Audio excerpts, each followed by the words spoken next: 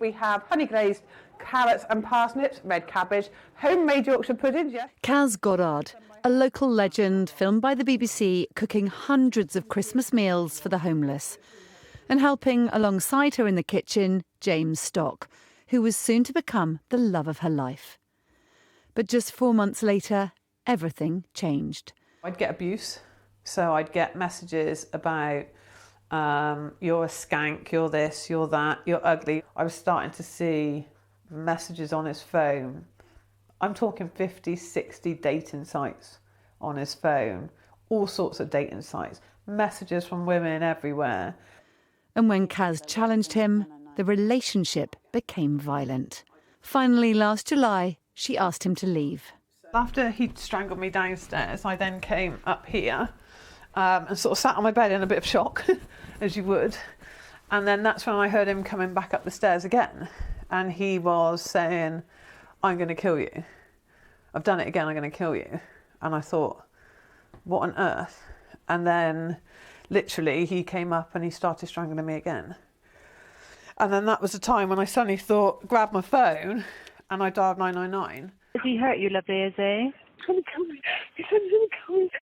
It was pretty much straight away. I knew something wasn't right, and then within, a couple of seconds, sort of minute, it just sort of escalated massively.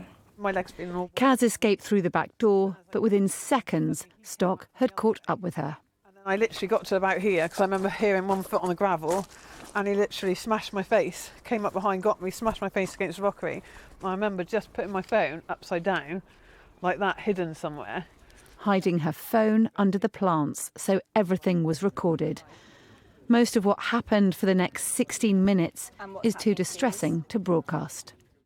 I'm still here, lovely, if you can hear me, all right. This is the police, if you can hear me. We've got arranging to help. You could hear the fact that she was being punched, she was being dragged along the floor. You could tell that she was visibly sort of in and out of consciousness because she was responding, not responding. It was upsetting, it was distressing, and at that point I genuinely thought that she potentially could have been dead. Stay there! Police officer with taser. See the red box? With officers now at the scene, the call handler's job was over. Can I hang up now? At first, police don't know if Caz is alive. Zoe, torch, please. Caroline? Come in. She is breathing. Caroline! Caroline! Help her! You okay? Help her, please! Right, she's breathing. She's breathing, she's awake. One, got an adult female, okay? she's conscious, breathing, she's badly beaten. We need an ambulance here ASAP. Earlier this month, James Stock was jailed for 20 years for attempted murder at Bristol Crown Court.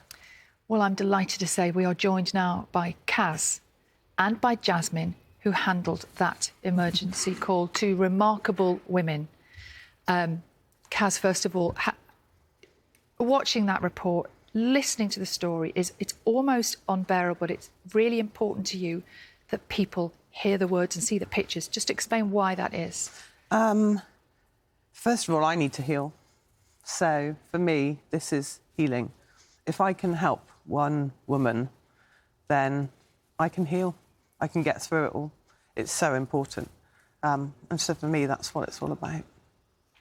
But it's a big deal to talk to a reporter at home on location. It's an even bigger deal to come and sit live with us. We will look after you, but it's a big deal. I mean, you must really want to do this. Yeah, I think the impact on my life, my family's life, my friend's life has been so big. I haven't slept in a year. I don't sleep without medication at night. Getting here is traumatic. And my nose is still broken, my face is still broken. And, if I can do it and get through it, then I hope other women can as well. When you listen back to that call now and you look back on that time, I wonder how much do you even recognise that person, that the woman that we're seeing who's on the floor? Do you feel like that was a different person to the woman you are now? I feel like it's a movie sometimes because I don't remember all of it. So I don't remember all of the call. It was only when it was played back. I don't remember. I mean, it's really graphic. At one point, I'm screaming for my mum. I want my mum, I want my mum. I don't remember any of that. So I don't remember how I ended up at that part of the garden, because that's not where it started. It was down the other end, so I don't know how I got there.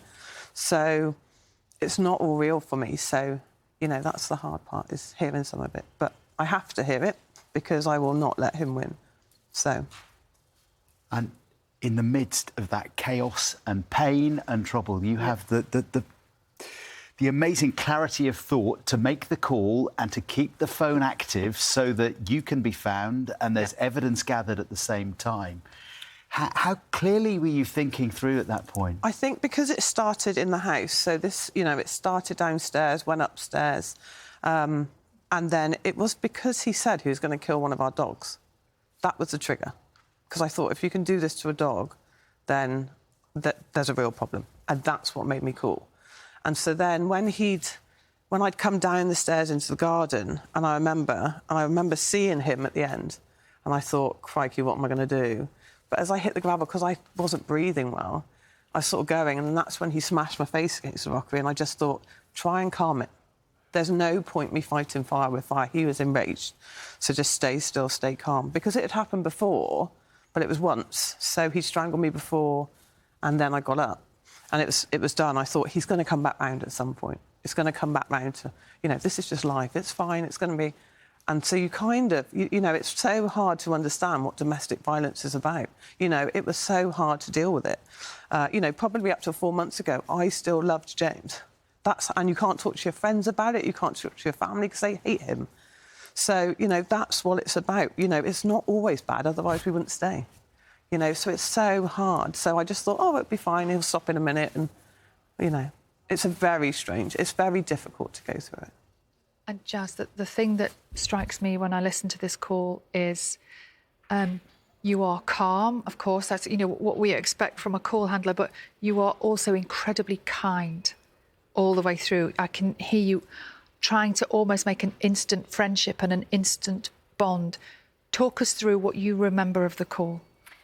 Yeah, so obviously Caz called us, and, you know, it was the best thing that she did with calling us and putting the phone down. I don't think many people realise, but if you call 999 and even if you don't speak or make a request, it will be put through to the police, and we will be able to obviously hear what's happening.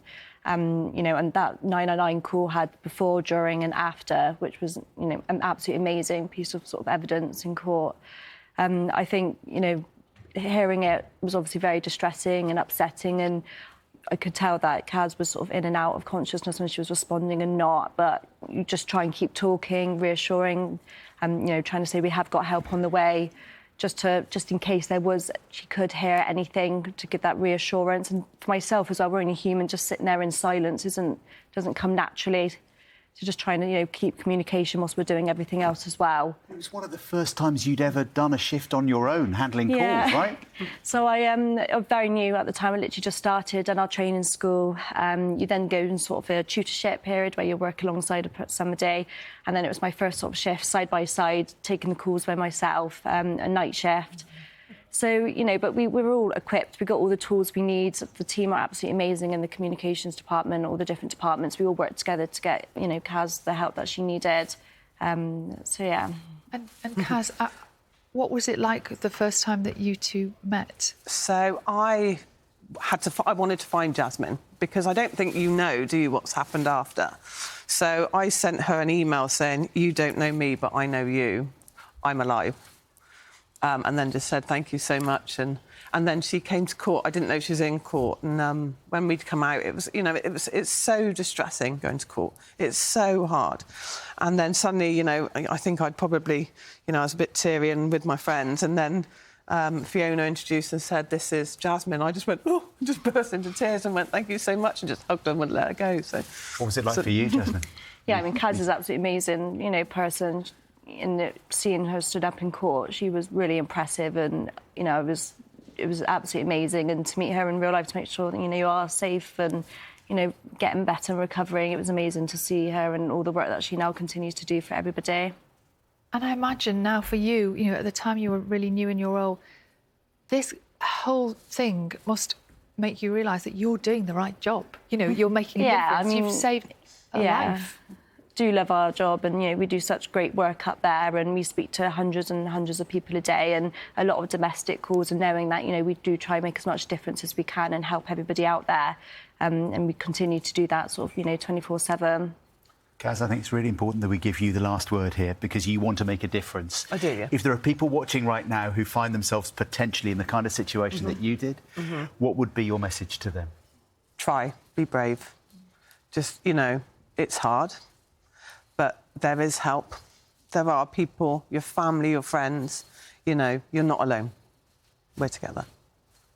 Thank you both Thank you much so much for coming in this Thank morning you. and for speaking so honestly. And Caz talking there about help being out there. If you've been affected by anything in this story this morning, there is a list of organisations that can help. It's available 24 hours a day, bbc.co.uk/actionline.